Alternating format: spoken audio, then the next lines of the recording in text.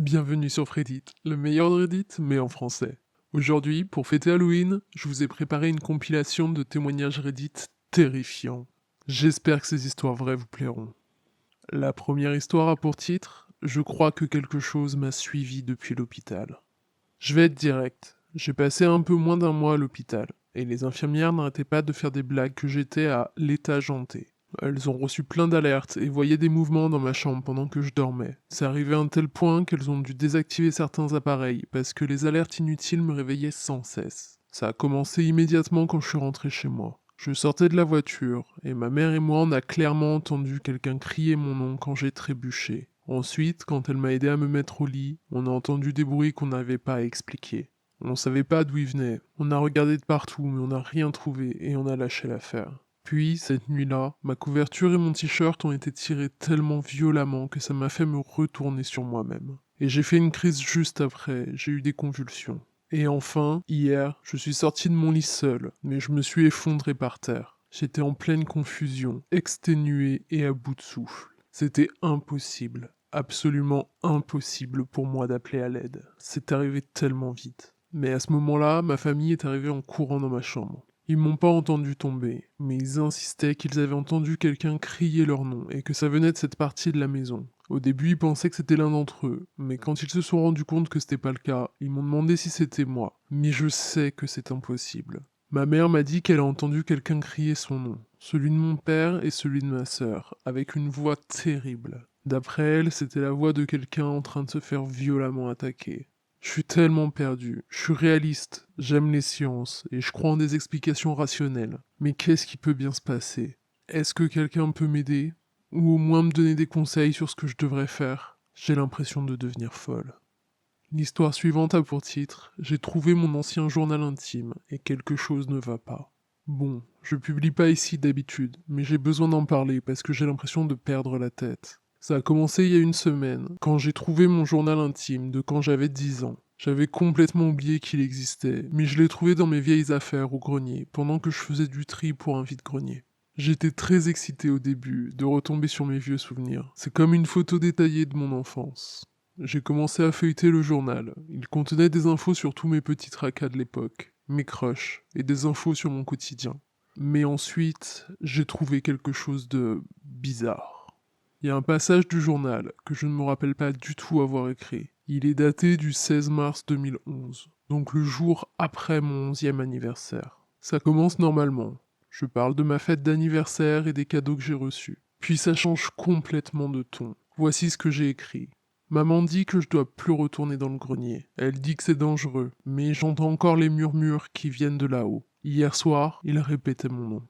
Je me suis figé en lisant ça. Je ne me rappelle de rien de tout ça. Mais l'écriture était la mienne. En tout cas, elle y ressemble. Après ce passage, le journal redevient normal. Je parle de l'école, de mes amis, tout ça. J'ai essayé de me convaincre que c'était mon imagination de l'époque qui m'avait joué des tours. Mais ensuite, il a commencé à se passer des trucs à la maison. 3 fois rien au début. J'entendais des craquements qui provenaient du grenier la nuit. Je pensais que c'était juste la maison qui craquait, c'est normal.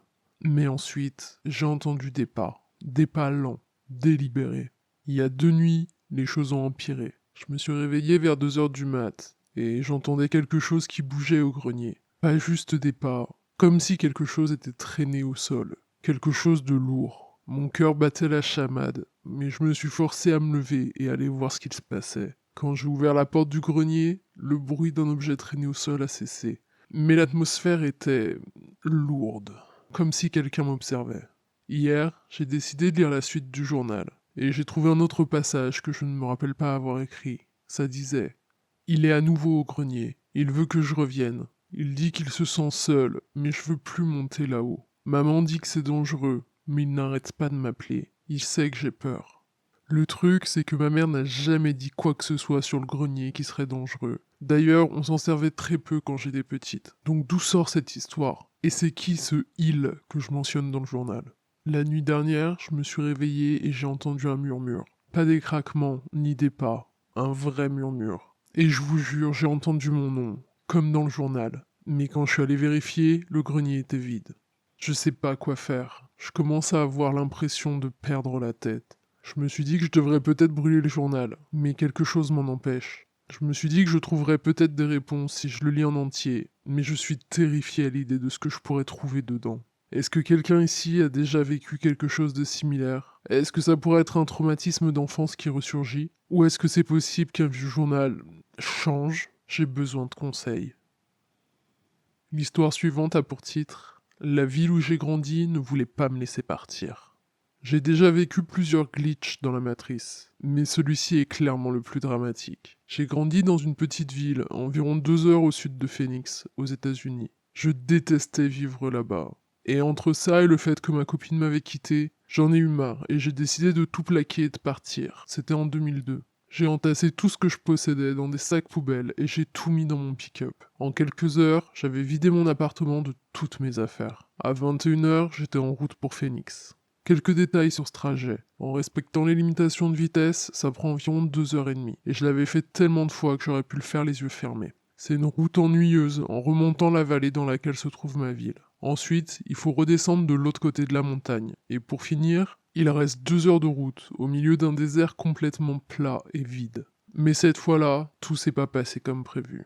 J'ai fait le plein, je suis sorti en vitesse de la ville, et j'ai commencé à me diriger vers le col. J'avais 19 ans et j'étais excité de partir de là pour de bon. Arrivé au col, visuellement, c'était bonjour le reste du monde à mes pieds, et adieu à mon horrible petite ville derrière moi. Je descends donc de l'autre côté de la montagne, et je commence la deuxième partie du trajet, la partie longue et chiante au milieu du désert. J'avais un lecteur cassette dans mon pick-up, et j'écoutais les Ramones à fond, en gardant un œil sur les grands panneaux verts qui indiquent quelle distance il reste jusqu'aux prochaines villes. C'était comme ça que j'avais l'habitude de combattre l'état d'hypnose dans lequel ce genre d'autoroute au milieu du désert peut me mettre. Le premier panneau indiquait Phoenix, 270 km. Un moment passe au milieu de la nuit dans le désert, et je vois un autre panneau, Phoenix, 250 km. Quand mes pleins feux me révèlent le suivant, j'étais encore un peu plus près. Phoenix, 230 km. Mais sérieusement, le panneau suivant surgissant de la noirceur du désert indiquait la ville dont je venais. On l'appellera juste Ville X. Et ce fameux panneau indiquait Ville X, 50 km. Je comprenais pas pourquoi il y avait un panneau qui indiquait la ville qui se trouvait derrière moi sur l'autoroute. Mais le panneau suivant indiquait Ville X, 40 km. C'est quoi ce bordel ? Quand le panneau suivant a surgi de nulle part, en indiquant Ville X 25 km, j'ai pas hésité. J'avais un horrible pressentiment, et j'ai juste braqué complètement à gauche. Je suis passé sur le terre-plein central, et sorti de route de l'autre côté, en plein désert. J'ai été secoué dans tous les sens, jusqu'à ce que mon immense demi-tour soit complet. Je me suis retrouvé dans l'autre sens, pied au plancher. 2 heures plus tard, j'étais à Phoenix. Ça n'a aucun sens. La seule explication possible, c'est que je sois sorti de l'autoroute et que je me sois perdu dans d'autres routes avant de reprendre l'autoroute dans le mauvais sens. Mais n'importe quelle personne qui a déjà conduit dans le désert vous dira que c'est impossible de faire ça sans s'en rendre compte. L'histoire suivante a pour titre « On a perdu une journée entière de nos vies ». En 2014, je vivais avec mon copain de l'époque et je travaillais pour une agence de recouvrement. Je détestais ce boulot et je commençais à trouver ma vie quotidienne vraiment plan-plan. Comme on avait accès à des infos sensibles, nom, numéro de sécu, adresse, etc., on n'avait pas le droit d'apporter nos portables au boulot. Je travaillais le lundi de 10h à 21h et le mardi et le mercredi de 9h à 19h. Un lundi soir, je rentre du boulot et on regarde la télé avec mon copain et on finit par s'endormir. Je me réveille le lendemain matin pour aller aux toilettes. Et quand je regarde l'heure, il est 8h13. Je suppose alors que j'ai oublié de mettre mon réveil. Je panique un peu et je commence à me préparer à aller au boulot. Je me gare sur le parking du boulot à 8h56, très fier de ne pas arriver en retard, malgré mon réveil tardif. Alors que je pointe, ma collègue Anna vient me voir et me demande « T'étais où hier ?» Et je lui réponds « Ici ?» Mais elle insiste que non. Je trouve ça vraiment bizarre, mais je laisse couler. Je pointe et je me dirige vers mon bureau. On était plutôt proches pour des collègues avec Anna. On se plaignait du travail tout au long de la journée, et on s'écrivait et on se partageait des trucs sur les réseaux sociaux en dehors du boulot. Environ 20 minutes après avoir commencé le boulot, je regarde mon agenda informatique, et il dit qu'on est mercredi. Je pensais vraiment qu'Anna me faisait une blague, et avait modifié les paramètres sur mon ordinateur, comme elle m'avait demandé où j'étais hier, alors qu'elle savait très bien que j'étais là. Pendant ma pause déj, je suis allé à ma voiture, comme je le fais tous les jours. Quand j'ai allumé mon portable, il disait aussi qu'on était mercredi. J'ai commencé à paniquer, et j'ai appelé mon copain. Il travaillait d'après-midi, donc il n'était pas encore parti au travail. Mais quand je lui ai expliqué ce qui m'était arrivé, il a regardé la date sur son téléphone et il a commencé à flipper autant que moi. Mais le truc le plus bizarre dans toute cette histoire, c'est que personne dans nos vies ne s'est rendu compte de quoi que ce soit à part Anna. J'avais pas super faim ou soif, comme j'aurais dû si j'avais rien bu ou mangé pendant une journée. On est tous les deux de gros fumeurs, mais aucun de nous deux s'est réveillé en ayant besoin d'une cigarette immédiatement. On habitait avec les deux frères de mon copain et on avait deux chiens, un vieux chien et un chiot, donc ils avaient tous les deux besoin de sortir régulièrement. Notre chambre était au sous-sol, avec une barrière en haut des escaliers pour pas que les chiens aillent dans le reste de la maison pendant qu'on dort. Les chiens n'ont pas eu d'accident dans notre chambre. Ils ne se sont pas non plus jetés sur leur gamelle comme s'ils n'avaient pas mangé pendant 24 heures. J'ai demandé à ses deux frères, mais aucun d'entre eux n'a fait sortir les chiens, ni ne les a nourris mardi. Je suis très proche de ma mère. On se parle tous les jours sur mon trajet pour aller au boulot et pour en revenir. Mais elle ne m'a rien dit sur le fait qu'on s'était pas parlé pendant une journée entière. Aucun de nous deux ne s'est fait réprimander pour ne pas être allé au boulot hier. Pas même un entretien avec nos managers. On n'a pas non plus d'appels manqués pendant toute cette journée. Encore aujourd'hui, j'ai aucune explication logique qui explique ce qui nous est arrivé et comment on a perdu une journée entière. Si j'avais vécu seul à l'époque, j'aurais simplement pensé que j'étais tellement fatigué que j'avais dormi toute la journée, ou que j'avais eu une maladie express qui m'a couché pendant 24 heures. Mais le fait qu'on ait tous les deux vécu la même chose sans aucune conséquence rend les choses bien plus bizarres. J'y repense souvent depuis, et aucune des personnes à qui j'en ai parlé n'a d'explication plausible à me proposer. C'est comme si on était allé se coucher le lundi, qu'on avait cessé d'exister dans cette réalité le mardi, et qu'on était retourné à la vie normale le mercredi. L'histoire suivante a pour titre « Ma mère est morte depuis 30 ans, mais mon fils semble la connaître ». Encore un matin où notre fils nous dit qu'il a vu mamie cette nuit. Ma mère est morte il y a 32 ans, suite aux violences de mon père. Elle nous a quittés quand j'avais 4 ans. Et pourtant, je me l'explique pas, mais j'ai toujours senti qu'elle était là, avec moi, et qu'elle nous protège, moi et ma famille. On a un hôtel qui lui est dédié chez nous, et je lui parle tous les jours. On laisse toujours une place pour elle à table pendant les fêtes et les occasions spéciales. Je lui dis bonjour et bonne nuit. Ce genre de choses, parce qu'elle fera toujours partie de ma vie. Notre fils a presque 4 ans. Il dormait avec nous pendant les 6 premiers mois de sa vie, et depuis il est dans sa propre chambre. Super bizarre, mais il a toujours fait des nuits complètes. Il n'a jamais eu de cauchemar. En tout cas, il ne s'est jamais réveillé au milieu de la nuit en pleurant ou en hurlant. Quand il avait environ 2 ans, il a commencé à apprendre qui était qui dans la famille. Et je lui ai parlé de mamie, qui est tellement loin qu'elle ne peut venir nous voir que dans nos rêves et nos souvenirs. Il m'a dit qu'il voyait mamie quand il se réveillait d'un mauvais rêve. Il m'a dit que mamie était exactement comme moi, mais avec les cheveux courts. Et c'est vrai qu'on se ressemble comme deux gouttes d'eau. Mais elle a toujours eu les cheveux courts, alors que les miens m'arrivent au bas du dos. J'ai montré à mon fils une photo de ma mère, et il était tout content, et il m'a dit que c'était mamie qui venait la nuit. Il m'a dit qu'il la voyait à chaque fois qu'il avait un mauvais rêve. Elle se tient debout près de lui, elle le rassure et lui dit que tout va bien se passer. Ma mère faisait exactement la même chose pour moi quand mon père rentrait saoul et violent. J'ai vérifié sur la caméra du babyphone, et il dit vrai. Il y a des nuits où il se réveille d'un cauchemar, et il regarde clairement dans la direction de quelque chose qui n'est pas là. Il nous a dit que mamie lui parlait. Elle lui dit qu'elle l'aime, qu'elle aime mon mari, qu'elle nous aime tous. Elle lui dit que bientôt il ne pourra plus la voir qu'en souvenir, comme moi. Donc on a demandé à notre fils de nous dire quand il avait vu mamie dans la nuit, et il le fait. Et effectivement, à chaque fois on regarde l'enregistrement de la nuit, et il dit vrai. Il se réveille en sursaut, il se tourne, regarde fixement un point dans le vide et hoche de la tête, comme s'il écoutait quelqu'un parler.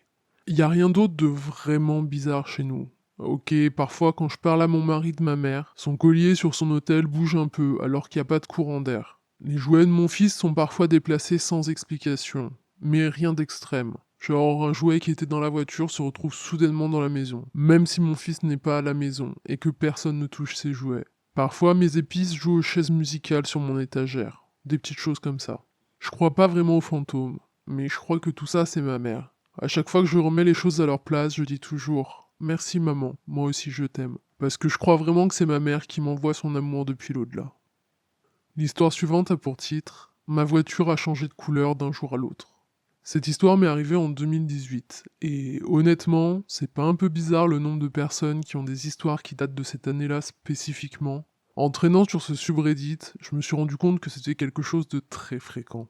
Bref, j'avais une voiture, une Volkswagen Jetta DTI bleue de 2001. C'est la voiture sur laquelle j'ai appris à conduire, et même si je l'utilisais plus beaucoup en 2018, je la connaissais par cœur. Même si je l'utilisais plus très souvent pour me déplacer, mes amis et moi on l'utilisait souvent juste pour traîner dedans, parce que j'habitais dans une caravane avec mes parents et mes deux frères et sœurs, donc j'avais pas vraiment d'espace à moi chez moi. Et c'était pas qu'une fois ou deux, on passait beaucoup de temps dans ma voiture. On traînait dedans presque tous les soirs avec mes potes. On avait d'ailleurs passé la soirée dedans la veille de cette histoire, je m'en rappelle parfaitement. C'est une des raisons pour lesquelles c'est si bizarre que le lendemain, en jetant un œil par la fenêtre, je me sois rendu compte que la voiture était verte, pas bleue. À ce moment-là, j'ai ressenti la sensation la plus bizarre de ma vie. Comme un déjà-vu, mais en plus fort. Suivi par une vague de peur, comme une montée d'adrénaline, comme si j'avais été témoin de quelque chose d'affreux. Je peux pas vraiment expliquer ma réaction, même aujourd'hui avec du recul, mais j'ai eu le cœur serré tout à coup. J'ai demandé à mes potes de venir voir la voiture, et ils ont tous dit qu'ils auraient juré qu'elle était bleue, eux aussi, sans que je dise quoi que ce soit, parce que je leur avais pas dit ce que c'était le problème. C'est quelque chose qui m'a vraiment flippé. Et pas que moi, tous mes potes aussi. Et on a cherché à en savoir plus. Mais sur toutes les photos qu'on a pu retrouver où la voiture apparaissait, elle était jamais bleue, mais toujours verte. Il n'y a qu'un élément qui correspond pas, c'est la carte grise. Elle indique que la voiture est bleue. Cette expérience a vraiment été troublante, d'une manière très étrange. Des émotions que j'ai ressenties jusqu'aux questions auxquelles je n'ai toujours pas de réponse, des années plus tard. C'est tout pour aujourd'hui, j'espère que ces histoires vous ont plu. Si c'est le cas, n'oubliez pas de me laisser un pouce en l'air. Et à bientôt sur Reddit.